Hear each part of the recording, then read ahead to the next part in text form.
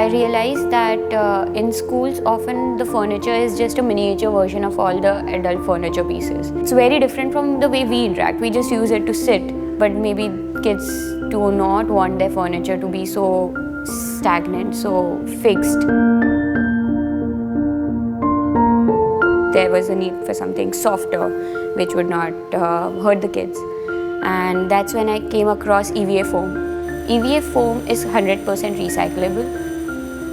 Initially I tried different forms like an elephant or animal forms, and over time, through all these iterations, I eventually realized going back to basic geometry was the key. Cone is a basic structure which with minimum use of material can take a lot of weight.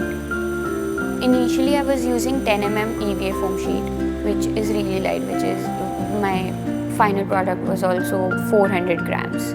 It could be picked up by a child in one hand. Initially the design was called zip. It was a flat sheet with this zip coming and forming it into a seat. When I did the first testing with kids, they jumped on it from the side, and that is when I realized it was not able to take a dynamic weight. It was not stable enough to take if you sit from the side. It was only when the cone structure remained a cone, that is only the time where it could take weight.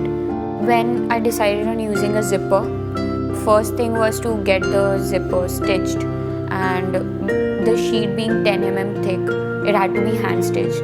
I went to a cobbler and he stitched it, but that's when I realized that if the stitches were too close, the holes were too close, the material would break. In the zipper, I sliced the sheet into half and I placed the zipper inside so that it holds it strong. At the same time, it looks cleaner from both sides.